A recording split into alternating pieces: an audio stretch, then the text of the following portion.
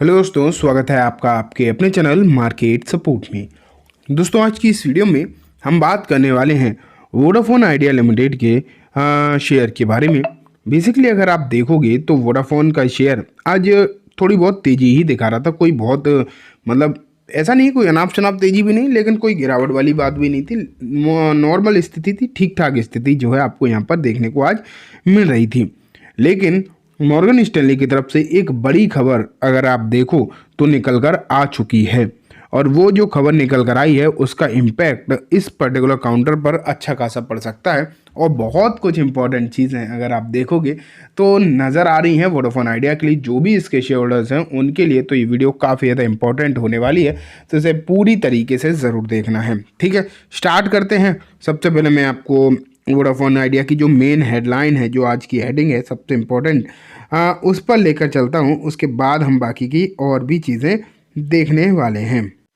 ये देखो, Vodafone idea share rally 7% on plan of fund 10,000 crore expansion. तो यहाँ अगर आप देखोगे तो इनकी जो फंड रेजिंग की खबरें, आप ये तो आपको पता ही है कि ये आती ही रहती हैं। कभी कोई फंड रेजिंग की खबर निकल कर आती है, कभी कोई खबर निकल कर आती है। तो इस तरीके की खबरें अगर आप देखोगे तो कहीं ना कहीं देखने को मिलती ही रहती हैं।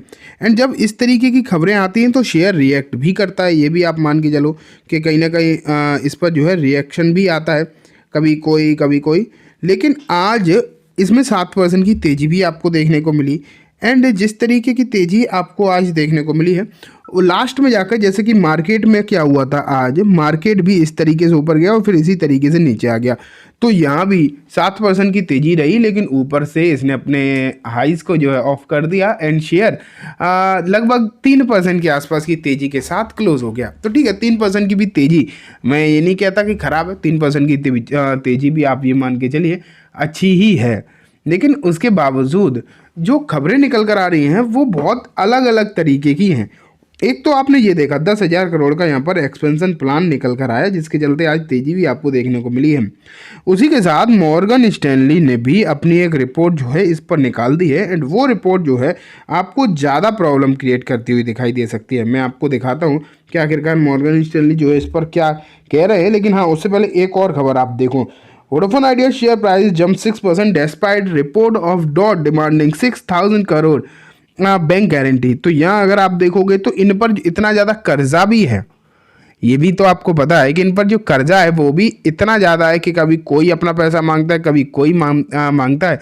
तो डिपार्टमेंट ऑफ टेलीकम्युनिकेशन ने बैंक गारंटी जो कि है 6,000 करोड़ की, वो आप मान के चलिए उसको भी मांगा है। एंड ये खबर भी आपको दिखाई दे रही है। एंड ये खबर जो है कहीं से कहीं तक अच्छी नहीं है। शेयर आज तेज़ी में था तो लोग डेफिनेटली तेज़ी में इस तरीके की खबरें इग्नोर कर जाते हैं। लेकिन अगर आप शेयर रख कर बैठे हो या फिर आप मान लेते हैं खरीदने के बारे में विचार कर भी रहे हो, तो आपको इस तरीके की सभी खबरों के बारे में अंदाज़ा रहना चाहिए। क्योंकि अगर मान लेते हैं आप शेयर खरीद लो, अगर नहीं भी है और उसके बाद ही और ज़्यादा ख़राब खबरें निकल कर आने लगें, तो कहीं ना कहीं प्रॉब्लम जो है क्रिएट हो ही सकती है। तो इस तरीके की खबरों पर बेसिकली आपको ध्यान देना चाहिए। और ये जो बैंक गारंटी और ये कर्जे वाली जो खबरें हैं वो इतनी ज़्यादा निकल कर आती है वोडाफोन आइडिया के लिए कि ये थोड़ा सा जैसे ही ऊपर जाता है, कहीं ना कहीं इस तरीके की खबरें निकल कर आने लगती हैं, जिसके चलते इसमें जो तेज़ी का माहौल है वो फिर से गिरावट में बदल जाता है। और वो आप यहाँ पर फिर से देख रहे हैं कि ये खबर निकल कर आ ही गई है। देखो यहाँ लिखा है, the DoT has directed Vodafone Idea to provide a bank guarantee of 6,090 crore by March 10 according to the Moneycontrol's report citing government sources. तो ये जो खबर है वो कहीं ना कहीं दिक्कत तो है। ठीक है, केपेक्स की प्लानिंग की भी यहाँ पर इस रिपोर्ट में भी जो है बात करी ही जा रही है, तो ये भी आप देख पा रहे हो। लेकिन अब हम चलते हैं दोस्तों मॉर्गन स्टैनली वाली रिपोर्ट के ऊपर कि मॉर्गन स्टैनली इसके लिए क्या कह रहे हैं।